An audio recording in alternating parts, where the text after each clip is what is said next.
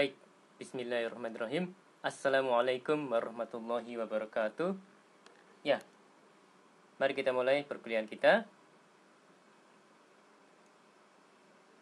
Jadi, judul slide-nya adalah teori organisasi suatu pengantar.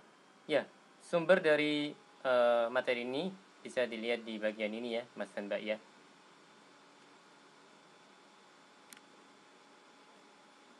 Baik, ini terkait dengan hakikat pengorganisasian. Jadi saya akan membacakannya. Ini cerita tentang 4 orang yang bernama everybody, somebody, anybody, dan nobody. Ada satu tugas penting yang harus dikerjakan dan everybody diminta untuk mengerjakannya. Everybody yakin bahwa somebody akan mengerjakannya. Sebetulnya anybody dapat mengerjakannya, tetapi nobody yang mengerjakannya.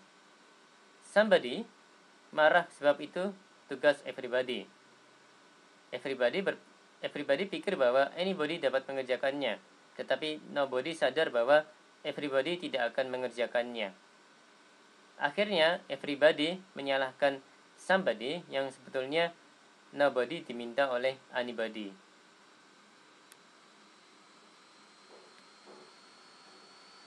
Jadi teori organisasi. Topik-topik yang dibahas adalah kekuatan sosial, jenis-jenis organisasi, teori organisasi yang terdiri dari taksonomi organisasi, proses organisasi, dan individu dalam organisasi.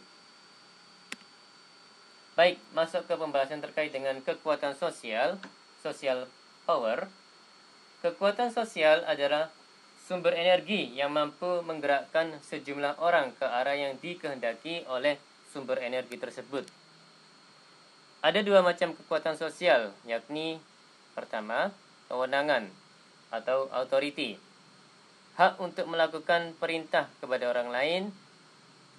Autoritatif, yakni kekuatan sosial yang syah. Dan yang kedua adalah pengaruh atau influence, kekuatan yang tidak didukung oleh kewenangan, non-authoritative power. Kedua kekuatan itu selalu beriringan, Mas dan Mbak. Jadi authority dan influence ya. Oke, masuk ke struktur kepemimpinan, power structure, struktur kekuasaan. Orang-orang yang memiliki kekuasaan, kewenangan, kepemimpinan dan pengaruh dalam suatu sistem sosial. Kumpulan individu-individu yang bertindak bersama-sama atau sendiri-sendiri dalam membuat keputusan. Jadi terkait dengan power structure, ada 2 pokok. Yang pertama adalah monomorphic, yakni kekuasaan yang sama dipegang oleh beberapa orang, atau orang yang sama memegang kewenangan atau kekuasaan tentang beberapa hal yang berbeda.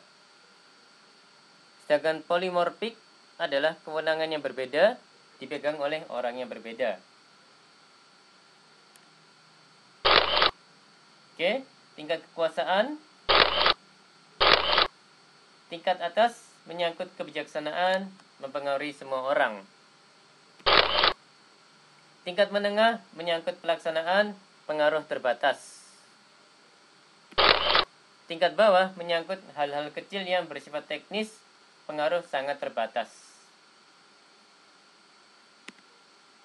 Oke, masuk ke jenis-jenis organisasi. Yang pertama adalah leader-oriented organization. Ya, dalam hal ini putusan selalu oleh pemimpin. Pengabdian dan kepatuhan anggota diperlukan. Kemudian patriarchal leadership organization. Jadi dalam organisasi ini hubungan pimpinan anggota seperti hubungan antara bapak anak, perlindungan ya, Mas dan Mbak.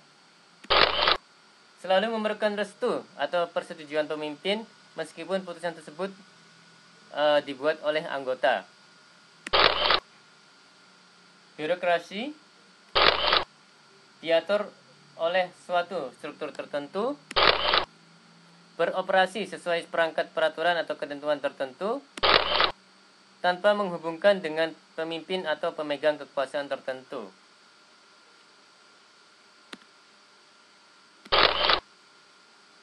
Masuk ke yang keempat, democratic organization.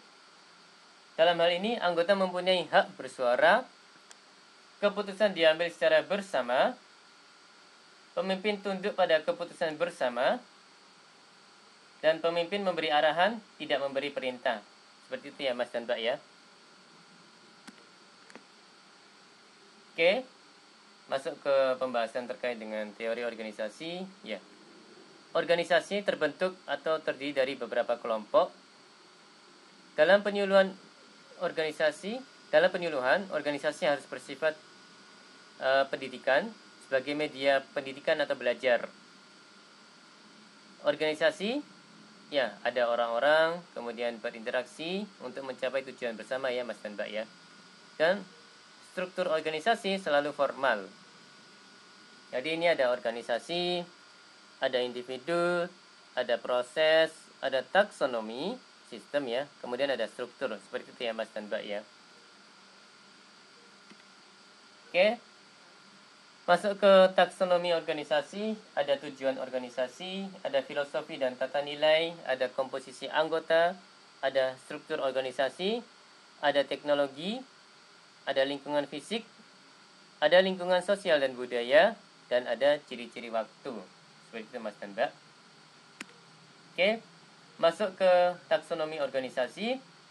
Variabel-variabelnya adalah satu, tujuan, objectives and goals. Ya, tujuan organisasi versus tujuan individu, kongruen atau konflik ya. Jadi memang di organisasi ada kumpulan individu-individu dan individu-individu tersebut memiliki tujuan sendiri-sendiri dan harapannya tujuan-tujuan mereka itu selaras dengan tujuan organisasi. Seperti itu Mas dan Mbak. Kemudian tujuan organisasi bisa formal atau informal. Tujuan wajib, mandatory, versus tujuan tambahan, voluntary, optional. Sifat tujuan, jauh versus dekat, remoteness ya. Masalah persepsi. Polarisasi, apakah ada pertentangan antara tujuan-tujuan yang ada? Ya, bisa jadi apakah ada pertentangan antara tujuan organisasi dan tujuan individu gitu ya Mas dan Mbak ya. Oke. Tujuan tunggal versus tujuan ganda atau jamak. Terlalu sedikit atau terlalu banyak dilihat dari jumlah anggota. Apakah konflik dengan tujuan organisasi lain? Kemudian ada juga tujuan jangka pendek versus jangka panjang, Mas dan Mbak. Oke, masuk ke poin nomor 2 adalah filosofi dan tata nilai. Poin-poinnya adalah pengendalian perilaku dan nilai yang dijunjung anggota. Komposisi anggotanya ada pendidikan, ada kemampuan intelektual. Ya, maksudnya yang dilihat dari komposisi anggota ya, kalau saya tidak salah tangkap. Jadi ada faktor pendidikan, faktor kemampuan intelektual, ada ciri kepribadian, ada hubungan sosial, kerjasama, bantu-membantu, persaingan, permusuhan, klik atau cocok ya, dan lain-lain. Keragaman motivasi, dan status dan jenjang yang dimiliki. Oke, ini ada di bagian bawah ada terkait dengan diferensiasi. Jumlah tingkatan dalam organisasi, sedikit atau banyak, adakah subgrup dalam setiap tingkatan ya, Mas dan Mbak. Oh, itu adalah terkait dengan struktur organisasi. Jadi, yang A adalah jumlah anggota, fasilitas atau bisa disebut dengan size ya. Dan yang B adalah diferensiasi. Oke, yang berikutnya adalah cara pengendalian anggota sesuai perilaku standar atau tidak. Pengendalian terpusat versus terbagi. Rentang kendali, berapa orang dikendalikan oleh setiap pengawas. Sanksi apa untuk pengendalian, negatif atau positif. Fleksibilitas pengendalian. Struktur peranan, apakah punya peranan-peranan yang secara resmi dibagikan atau tidak. Seperti itu ya Mas dan Mbak ya. Kemudian partisipasi anggota. Poin nomor 5 adalah teknologi. Fungsi apa yang harus dilakukan? Apa jasa atau produk yang dihasilkan? Apa fasilitas yang tersedia? Kompleksitas teknologi. Poin nomor 6 adalah lingkungan fisik.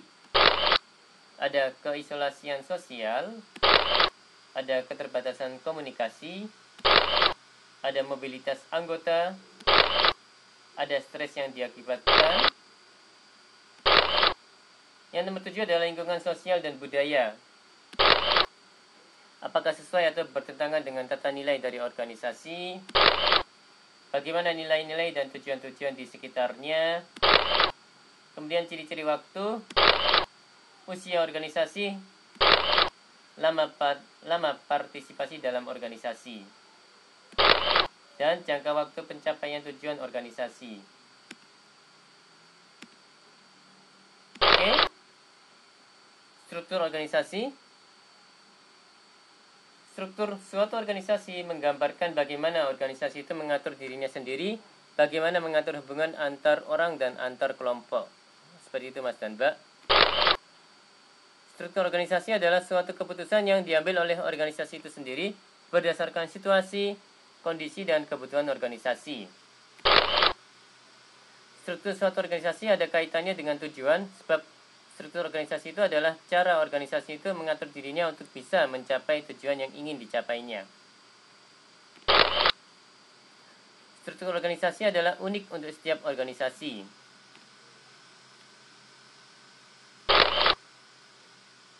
Oke, variabel struktur ada ukuran, size.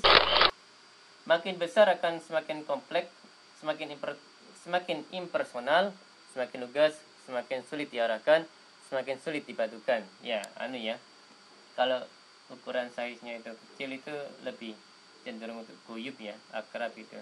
Tapi kalau makin besar, makin kompleks gitu ya, makin sulit dipadukan. Ukuran menciptakan dilema, kecil kurang, tapi besar susah diatur. Seperti itu ya Mas dan Mbak ya. Tak ada yang tahu ukuran yang optimum. Oke, berikutnya adalah rentang kendali.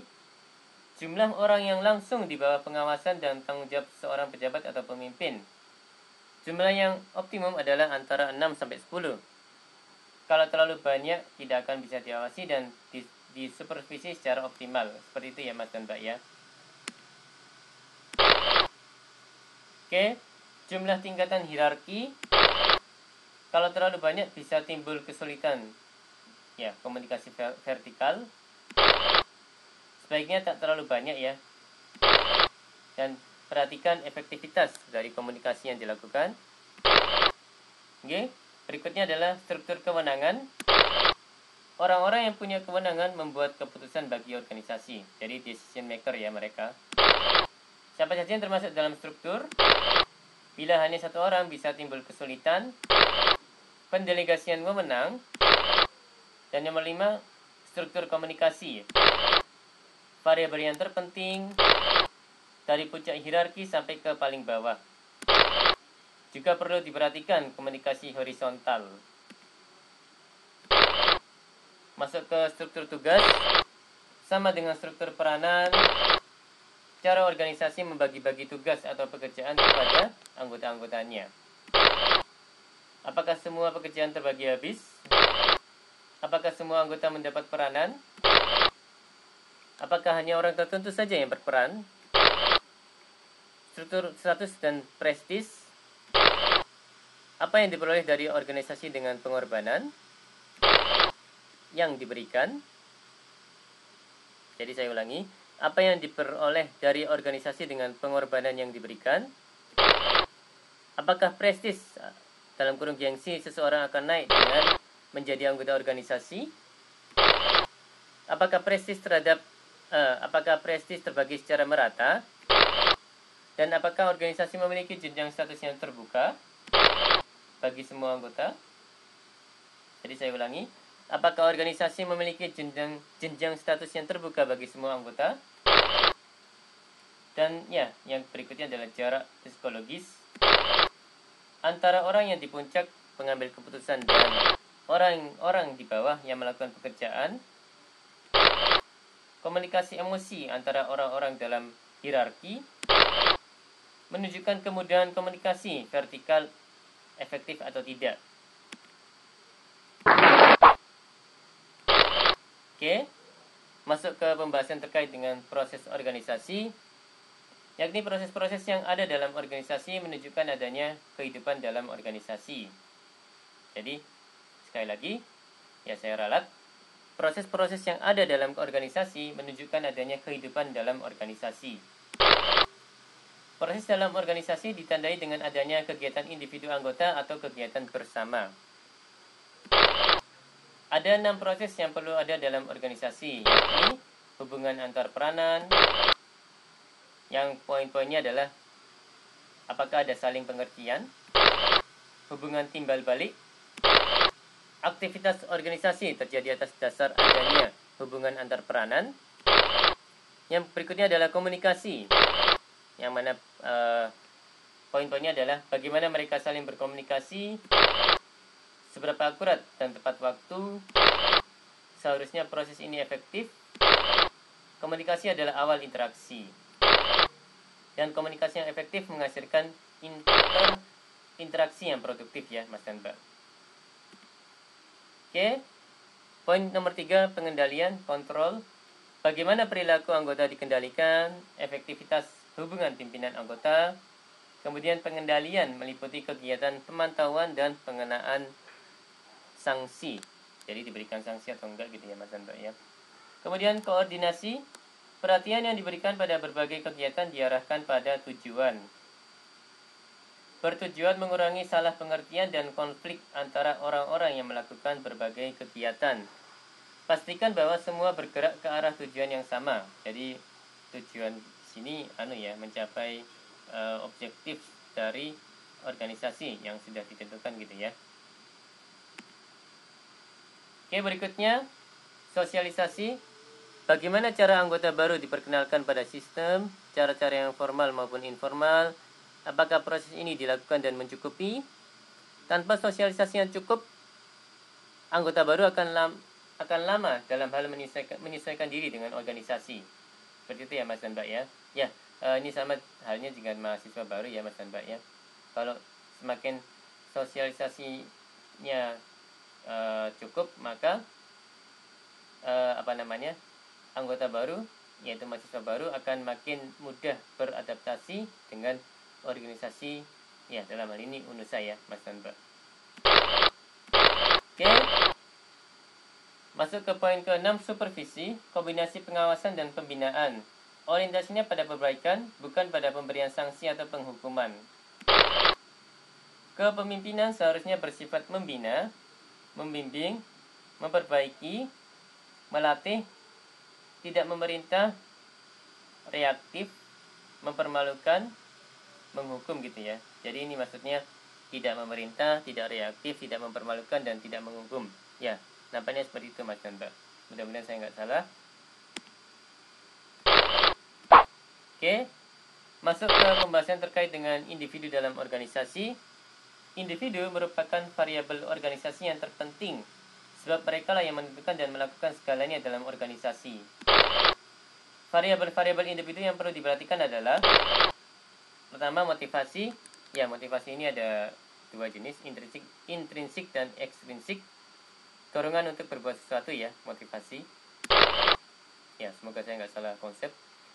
Motivasi untuk aktif atau tidak aktif dalam kegiatan organisasi. Oke, yang berikutnya adalah sikap mental atau attitude.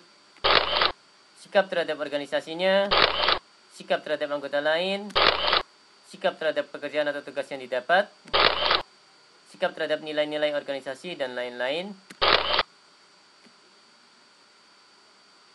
Yang berikutnya, aptitude, kemampuan, kapasitas, apa yang dapat dilakukan anggota, kemampuan yang dimiliki anggota yang berkaitan dengan tujuan organisasi. Yang berikutnya, temperamen, perangai. Ya, ini poin-poinnya adalah stabilitas emosi dan mempengaruhi interaksi. Temperamen ini mempengaruhi interaksi dengan orang lain ya, Mas dan Mbak ya. Jadi misalnya ada orang yang temperamen gitu ya, tentu orang-orang lain akan berhati-hati atau menghindari orang tersebut ya, Mas dan Mbak ya. Ya, daripada buang-buang waktu untuk misalnya debat atau tengkar yang nggak jelas gitu ya, mending dihindari gitu Mas dan Mbak. Oke, yang kelima, Persepsi terhadap peranan atau role perception. Apakah tahu peranannya dalam organisasi? Apakah tahu peranan orang lain dalam organisasi? Apakah tahu peranan organisasi dalam masyarakat? Seperti itu Mas dan Mbak. Oke, jenis-jenis individu. Yang pertama adalah upward mobile. Ya, ini di organization man. Orang yang bekerja keras untuk mencapai tujuan organisasi. Orang ini cenderung naik dalam jenjang status organisasi. Ambivalent, kadang-kadang rajin, kadang-kadang malas. Ambigu. Tergantung pada situasi, menguntungkan atau tidak gitu ya.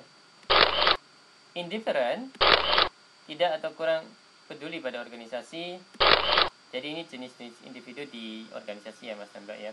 Hanya sekedar melaksanakan tugas, tidak ada keterlibatan emosi. Ya, interaksi kelima variabel menghasilkan jenis-jenis individu itu.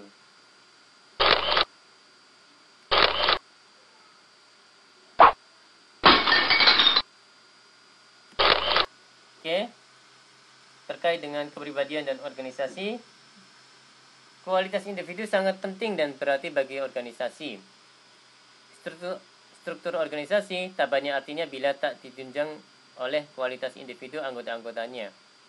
Kualitas proses dalam organisasi pun sangat bergantung pada kualitas individu. Jadi individu memegang peranan penting ya di dalam organisasi Mas dan Mbak. Kepribadian adalah keseluruhan sifat-sifat dan kemampuan individu. Ada sedikitnya 3 unsur kepribadian yang sangat penting bagi organisasi. Yang pertama kognitif, kemampuan berpikir. Adalah kemampuan atau kapasitas melihat kedua belah sisi dari setiap isu. Yang kedua adalah fleksibilitas, kemampuan untuk berubah atau mengubah bila memang perlu, kemampuan melihat segala sesuatu sebagai kontinuum. Bukan hitam putih. Kemampuan beradaptasi ya, Mas dan Mbak dalam hal ini. Yang berikutnya yang C, kemampuan berpikir abstrak. Misalnya berpikir tentang teori. Seperti itu ya Mas dan Mbak ya. Oke, yang berikutnya toleran, kemampuan menghargai pendapat orang lain.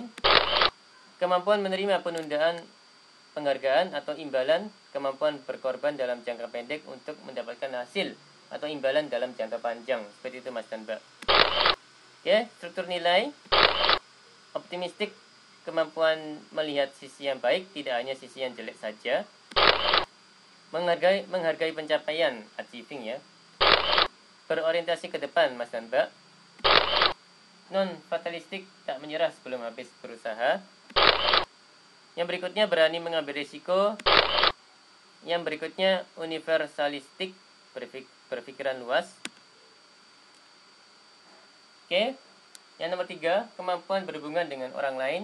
Poin-poinnya adalah kemampuan berkomunikasi dan berinteraksi dengan orang, kapasitas untuk percaya pada orang lain, bersahabat, demokratis, menghargai pendapat orang, modern, dalam ini terbuka untuk hal-hal baru yang baik. Ya ini ya, modern, tetap harus memperhatikan apakah hal tersebut baik atau enggak. Yang mana baik atau enggak itu bisa disesuaikan dengan norma yang berlaku gitu ya Mas dan Mbak ya. Tidak berprasangka, bertoleransi. Oke, tipe-tipe kepribadian. Kepribadian setiap individu itu berbeda dengan individu yang lain, sehingga dapat dikatakan kepribadian setiap individu itu bersifat unik. Untuk memudahkan kepribadian itu, data dikelompokkan menjadi 4, yakni sanguinis, ya yang populer, melankolis yang sempurna, koleris yang kuat, serta flegmatis yang damai.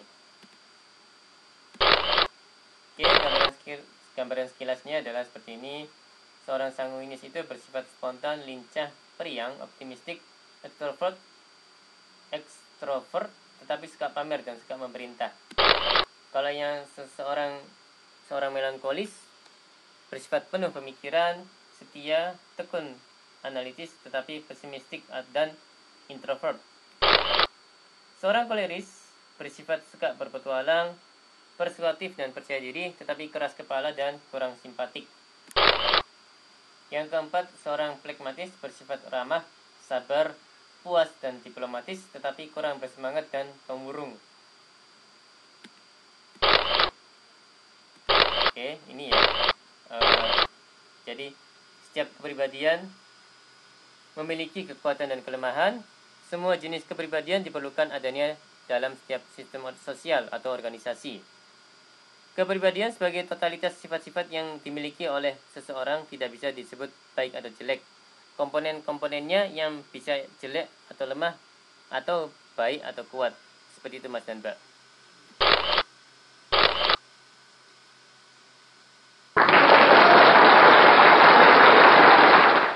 Oke, jadi ini 3 fondasi utama dari organisasi. Ada taksonomi, ada struktur, ada proses ya Mas dan Mbak. Kemudian ada individu. Oke, fungsi-fungsi manajemen organisasi.